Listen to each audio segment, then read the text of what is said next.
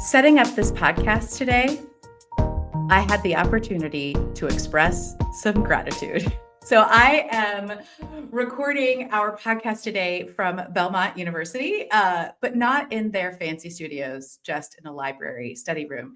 And it's a little echoey, and the computer was in the wrong place. And so I got to go ask for some help and had the opportunity to say more than just, hey, thanks, and walk away.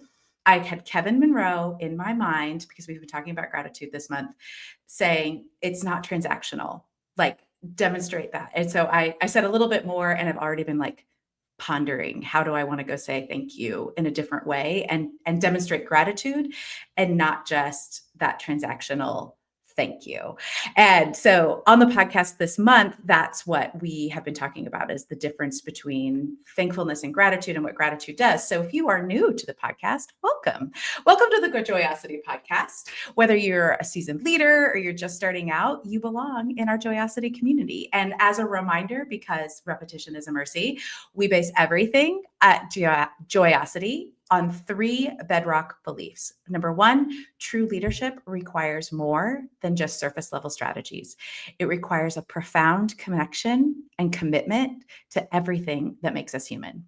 Number 2, we use genuine curiosity. And with that, we can create positive culture with complex people, because that's all we've got. And number 3, joy is the heartbeat of a healthy leader and a healthy organization. So we put joy and fun and play right in the center of our work. And every week we bring on different people for dynamic conversations, people who are experts and leaders in their field, to offer you more than just like a couple tricks, but really so we can be equipped to create a movement based on really hard-won wisdom, real life experiences, and leading research. I'm Jenn Whitmer, international speaker, leadership consultant, and all-around joy bringer. And my favorite Shelby is joining us for our In Case You Missed It episode. Shelby is owner of Sunshine Lane. She leads a team of freelancers to help creative entrepreneurs. And she joins us every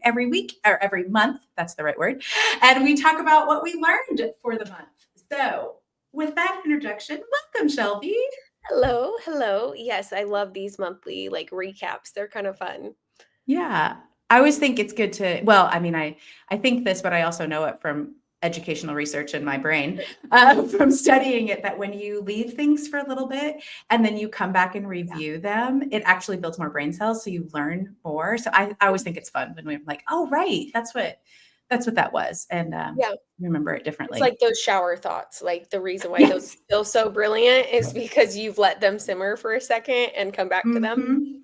It makes sense. Oh yeah, I have another great example of that, but that's a story for another time. So as you've been thinking about what we learned from Kevin, so Kevin is called the Gratitude Guy, and he did 2 great episodes with us talking about gratitude and deploying gratitude. What are some of the things that came up for you as that was percolating throughout the month? So I loved, first of all, I'm like a golden retriever. I'm like, if somebody tells me thank you, I will do anything. I love it. I love it. So with my husband, I'm always like, listen, when you say thank you for dinner, I'm like, I'm going to make dinner every single night this week. I feel great. And literally that's all it takes for me. I'm very simple that way. So, but I struggle, I want other people to feel as happy about thank yous as I do, which is not always the case, especially when it comes to marriage, because I'm like, thank you. And he's like, okay, it's just taking the trash out. No big deal. I'm like, so I really loved Kevin's point about pausing and noticing. And that has kind of been in my brain a lot, because I think I'm a transactional thank you person, because I love a simple thank you. And a simple thank you means a lot to me, but I recognize that not everybody feels that gratitude from just a thank you. You know what I mean? Mm-hmm. And so my husband is a little bit more to show him that I'm grateful for something is more than just that thank you. And so that idea of kind of pausing and noticing, and to your point of the Enneagram of kind of pointing out those specific personality traits in your people, whether that's your team, your family, That has really been on my mind this month Mm, a lot, is like, how do I personalize thank yous so that it feels different for each person, you know, yeah.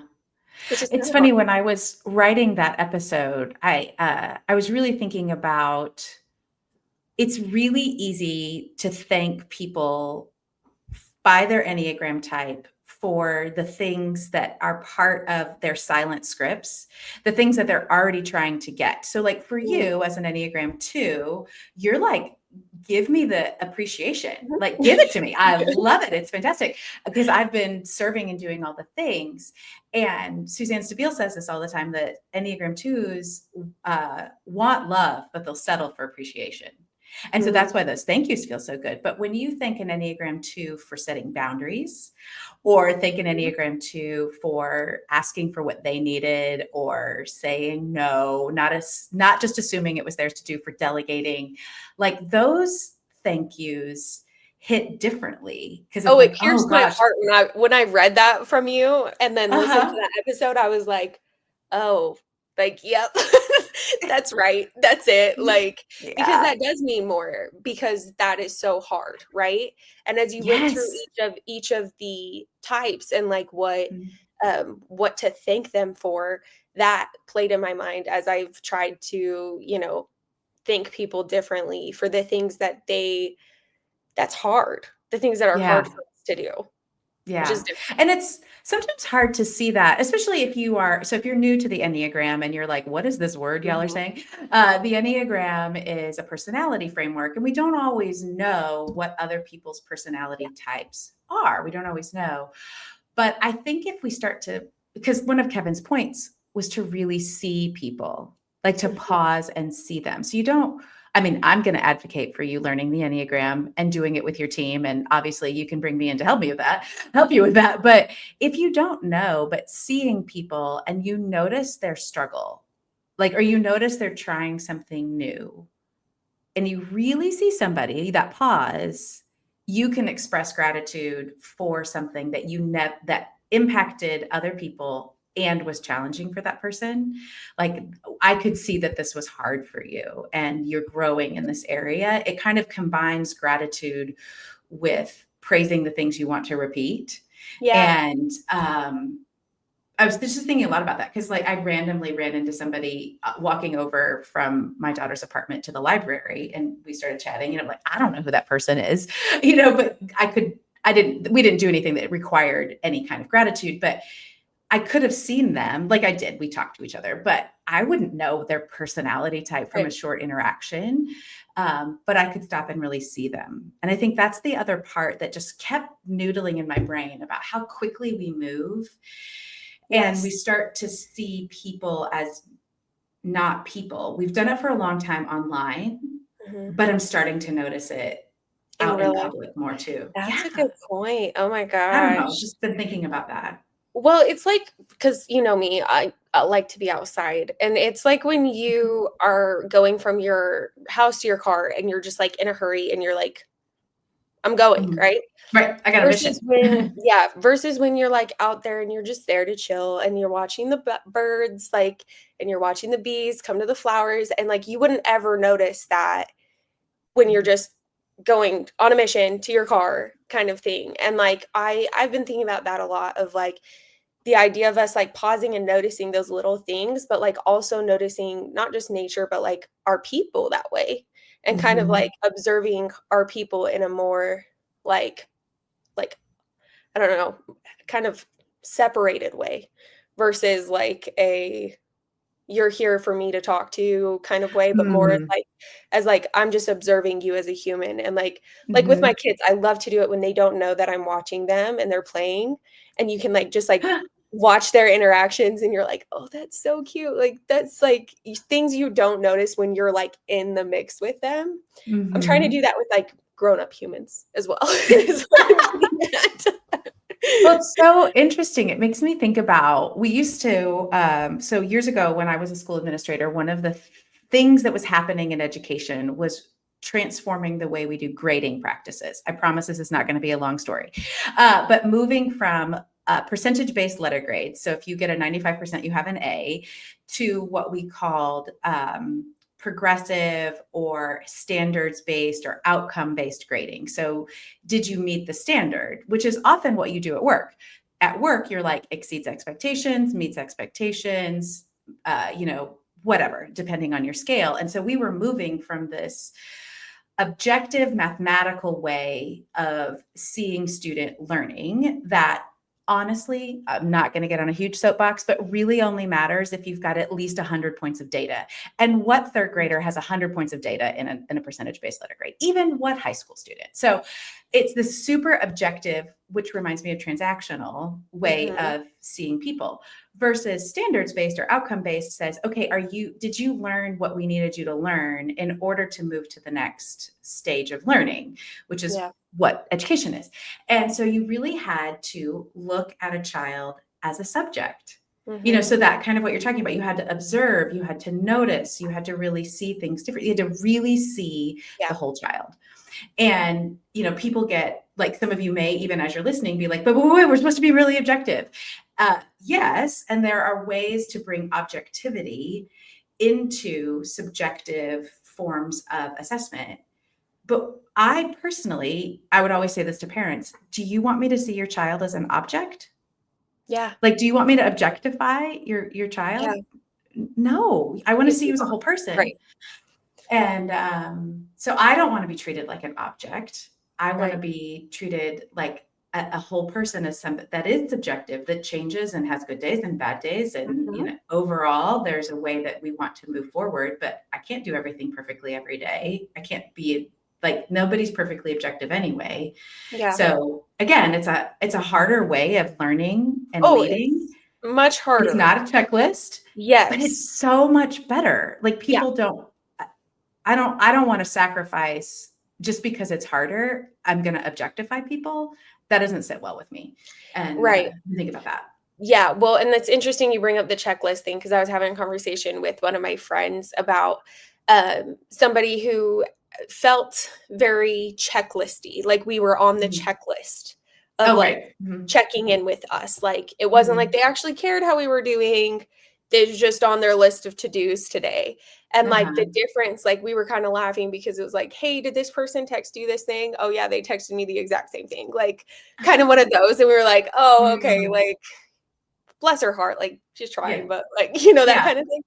And just like how much more meaningful it is, for, at least for me, I can only speak for myself, but I would rather somebody talk to me once a month and have a great, like, meaningful conversation than put me on a checklist to say, how are you doing, every week, kind of thing. You know what I mean?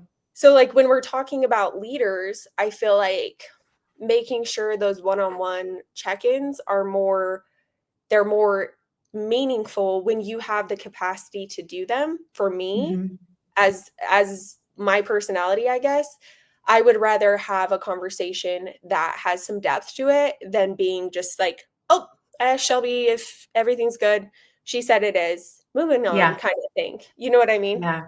Yeah. So, and it's good to have a system to keep you. I mean, like, the system is important. Right. But the system has to be fueled by genuine curiosity, interest and care and curiosity. Yeah. So like, Jenny Blake has a whole thing in Free Time, her book Free Time, about how basically to operationalize her value of generosity. And it's this really great story. Yeah, it's beautiful. And so she has systemized how they do gifting, for example. And I love so gift giving. Yes. It's so good. And you don't feel like you're an object, but it feels like she's operationalizing this value of generosity. And like, so if you have a value of gratitude, you can still create a system around it, but it's still not objectifying the person. It reminds me, there's a woman named Joy Beth Smith, and she's done a lot of things. She's a writer and she's been a podcast producer. And she's also an Enneagram too. And she said one time, just on Instagram, and I remembered it forever, that an intentional love is no less valuable than a spontaneous love. Because sometimes we think, oh, it has to be in the moment to be really meaningful. Oh, yes. But it, like, being intentional about something, is no less valuable. It doesn't, in fact, I think that's what Kevin was really promoting, like in the moment, pause and see somebody, but Right. there are ways to be very intentional and specific to that human to demonstrate gratitude that create so much more trust. Yes, back to the Jenny Blake thing, because I loved that in her book as well. And one of the things that stood out about that is that she would write down anniversaries for Yeah. people or special things for people. So it wasn't like just a birthday or Christmas. It was like, oh, like remembering just little things of like, I don't know, when their business started, or like big milestones in their life, or maybe even like hard milestones in their life, like kind of keeping track of that, which I thought was a really beautiful way of keeping yourself organized and systemized, but also making it very personalized as well. And Kim Kalp does a wonderful job of this as well. She's a great gift giver. So she's very intentional as well. And it's something I've just learned that like gratitude and generosity can actually feel so personalized when you do it that way. And but it can still be systemized. I don't know. Just that I liked that point. Yeah. And the systems are so helpful to keep us with our best intentions. Yeah. Like that's what systems help us do. And yeah, but they can't tip over into the object. Like, okay, done. Right. Yeah. I mean, I still want to check it off my list because I did that today. I still like the checklist. I mean, don't get me wrong. But it's not like I checked it off the list, which is a different part of my brain than the actual connecting with the person and seeing them and checking in on them. And the other thing I loved that Kevin pointed out and has been in my brain this month is, what did I do this month or this week that I couldn't have done by myself? Like that's like how to know who to thank. Because I like that has just been in my mind, because there's, oh my gosh, like I've been in a season of my business where I can't do everything I want to do. And I've had so much help from my team. And I just all week have been thinking about that specifically, about, wow, there was so much this week that if I had just been Shelb, it wouldn't have happened. And I'm so grateful for my people for helping me, you know, make things happen. And I just liked that idea of like, that's kind of a good way of recognizing who to thank. Yeah, it's such a good question because we're interconnected, whether we like it or not. So I got to interview Tara DeFrancisco, who is an actress. She's really big on TikTok and Instagram, and she's amazing. And I got to interview her for the book this past week. And we were talking a little bit about joy at work, you know, the concept of the book. And I had asked her, I was like, what do people not know about joy at work when it comes to doing like a one-woman show? And she's like, there is no such thing. And I was like, yeah, there's no such thing. Like, even if there's only one single human on the stage, it is never a one-woman show. And and then she told this hilarious story of one of her friends in New York actually did a one-woman show one time to demonstrate how many people are actually involved in putting on a production. So she's like, okay, pause. And she'd go change the light. And then she's like, okay, pause. And then she'd go back and change the microphone. And then she'd do a little bit. And then she'd have to cue music. Like she said it was hilarious. And you could just imagine this person running around all over it. And it was such a great myth buster of, we don't ever do this alone. And when we really see people, we build trust, we build psychological safety, and we reinforce the things we want to repeat. And that's the power of gratitude in like business terms. But we feel it too. Like, oh, I feel seen. I feel valued. I feel appreciated. I feel like I belong when we use gratitude in that really great way. Right. Right. And it's contagious. I think gratitude is a contagious thing where if you're telling somebody thank you, they'll tell, like, it just, I don't know. It's just one of those cyclical, those kind of like, it just makes everybody feel better, and it just lifts everyone. And I love that. One of the funny things, and I think you wanted to talk about this too, was the clown car. Yes. Like Kevin's concept of the clown car. So you tell us what you thought, because I also have a funny thing that I thought. What did you think? What? Oh, I was just like, I actually, you know, those big graduation faces that Yes, people like big wave at heads. graduation, the Yes, big yes. heads. I had this image of like those funny, or like it's a jib jab, that people used to send, and they Oh, would do these yes. weird things with their Yeah. bodies and the heads were And that's disconnected. And I was just thinking about different people I've talked to, like Kevin is gratitude, I'm joy, joy. Yeah. Jade is purpose. Like I'm just thinking about Yeah. those funny things that Like a go little together in jib the jab. cop car, coming out. And anyway, that was my funny random thought into Jenn Whitmer's Yes. brain. Yeah, I love it. That's so funny. But yeah, the idea that joy like is not alone in the car, right? Mhm. Is that the idea of the clown car is that like Yes. there's all these different things that end up being a part of it because of those certain intentional things that we do at work, Mhm. which I loved. Yeah. I thought that was beautiful. Because they don't exist in a vacuum. Even when I talk about joy at work, there's the reason the Joyosity model has Mhm. 3 big circles with 3 concepts in each circle. Like it doesn't just happen. Mhm. It's not that fleeting. It takes work. And it's, I was like messing around. Let's see if I can find it. Because I was writing something and doing some editing on the book about joy and joy at work, and that joy is harder. Yeah, so joy is harder, and it's not neutral. And so Yeah. because of that, it comes with these other components that it requires. Joy actually requires more of you, but it gives so much more in return. Yeah. And I think that's the other things that it brings: the happiness, the gratitude, the connection, all those other, jib jab heads in the Yeah. car. Yeah. Well, and I was thinking about that too with the being like intentional about those things, because for me the year of 2025, my word of the year was effort. Uh-huh. Like I want to put more effort Nope. into the things that I'm doing. And a lot of people when I share that like kind of took it the wrong way, like, Shelby, you're already like your plate is full, like you're already maxed out a little bit. But I think I'm in the season of life where like I'm very tired, like for sure, like that's Yes. 100% true. But what I've missed it being in this season is that like, no, I remember that if I put a little bit more effort into making the house clean, I feel better. If I put a little bit Mhm. more effort into, something just like gratitude, like it is better. Like just kind of like recentering on that idea of like it's harder, but it produces more and it gives more in the long Mhm. run. You know what I mean? Yeah, that's Yeah. really good. That's really good. When I think the other thing I've been thinking about is we often assume that we have to know intuitively what other people need for gratitude. Mhm. And so, like, there are some personality types that do often know. I am not one of them. And like, if you ask somebody, all of a sudden, it's like it doesn't mean as much. Back to that idea that Right. an intentional love is no less valuable than a spontaneous love.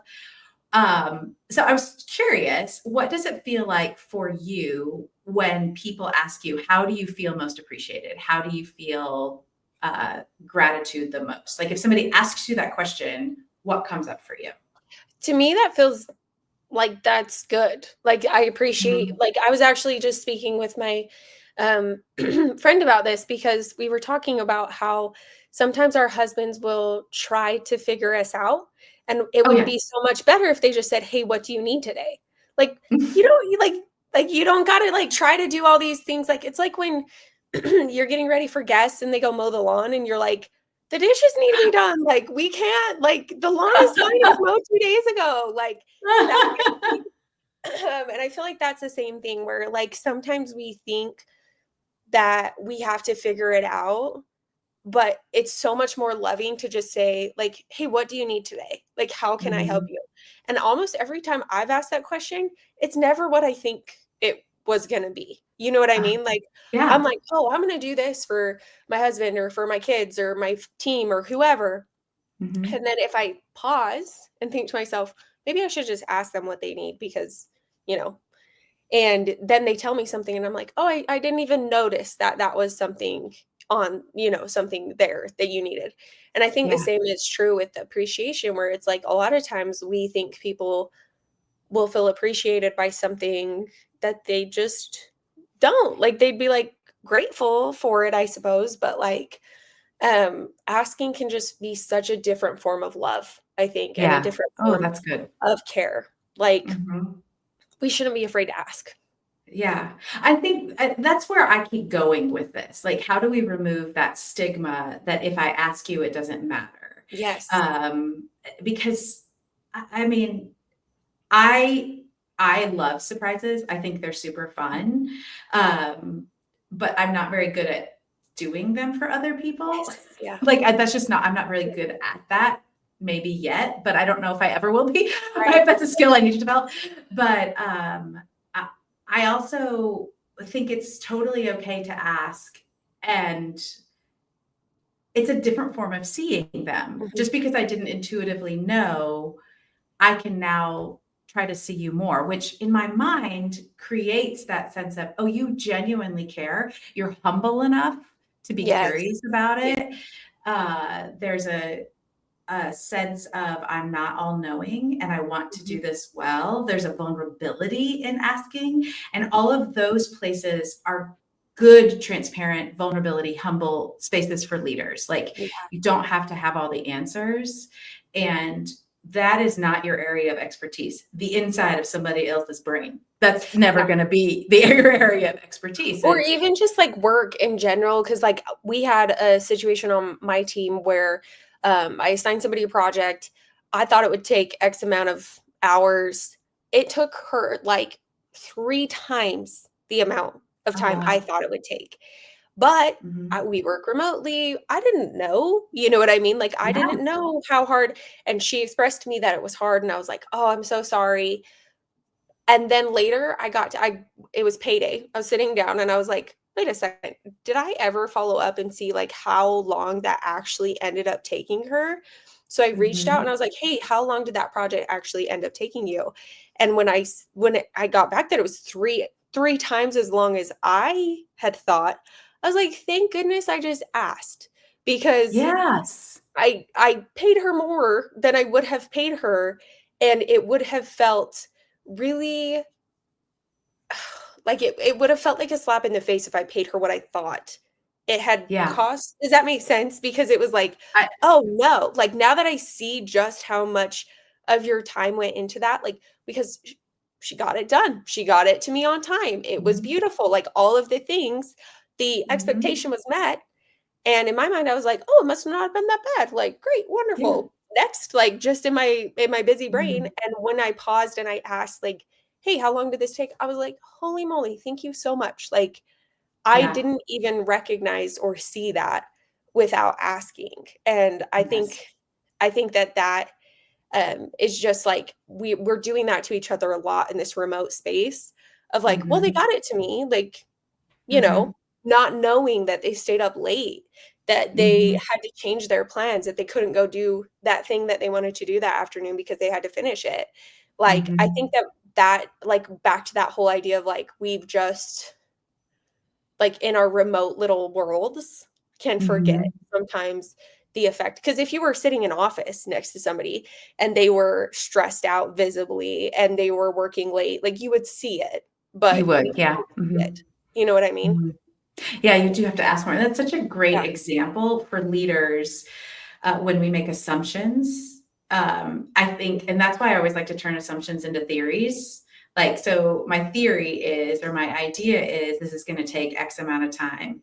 What do you think about that? And then sometimes they may think, oh, yeah. And then they get in it. And it's like, Mhm. oh, this is far more complicated than I thought on this project. And so both the leader coming back and saying, hey, so how is that project, or how, like, do you Yeah, need support? How's that going? But also the person to come back and say, this is actually taking more time. This is what was hard. This is what I found out. And back to that being okay with asking and yeah, really seeing people. So much comes from gratitude. It's not just yeah. Look seeing my heart. somebody and the Mhm. impact of what their work has done, but also, oh, I actually am seeing you. So Yeah, seen, valued, heard, and appreciated, like belonging, all of that goes together. But each one of them has their own piece. And so when you're thinking about being grateful, and really pausing, naming impact. In order to name the impact, you might have to ask a few questions. And so it's such a great story of reiterating how we as leaders need to be more willing to ask and make that a safe space to say, actually, this took me longer. Yeah, because I've been on the other side of that as well. And you don't want to complain, and you also feel incompetent in some way because it took you so long. And you're like, I don't know why this freaking project took me this long. Like, so you feel embarrassed about even saying that. And it's just funny because I'm thinking about this conversation with my teammate, and it's like, I had asked her, but kind of like she kind of dodged the answer initially. And so when I went back and asked her, like, one sentence, how long did it take you? And she had to answer me. That was when I got the true story. And it was just interesting because I know as myself being on the other side of it, it's like, oh, it's fine. Like, whatever. It's not that big of a deal.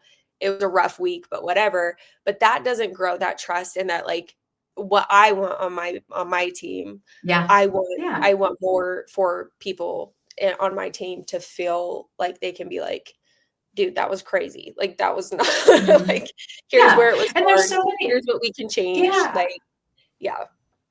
Absolutely. Because there are opportunities for growth and change, because maybe there was an easier way to do it or whatever, but you like thanking them for being honest, for being, being grateful that they were willing to share. All of those things create the trust environment that actually makes more productive in the end. And bring a better working environment and joy to work again. So good. So good. So that is May. We're going to be back next week and actually do, not just in case you missed it for the month, but a little bit of a year in review. So join us back here next week, everybody. Bye. So let me put my coach hat on for just a moment. Don't just leave this here. Take a moment. What did you learn? What's your next tiny action step? Share this episode with someone and tell them what you're going to do. Check the show notes for all the links and connect with us on LinkedIn and all the other socials, or just, drop me an email at Jenn with 2 N's at jennwhitmer.com. We want to keep this conversation going with you. I know your earballs have a lot coming at them, so thank you for listening to the Joyosity Podcast and being a part of our community. Please take a moment to rate and subscribe. It helps more people join us in the movement to create positive culture with complex people. So work is a joy, people are whole, and organizations flourish. Can't wait for you to join us next week.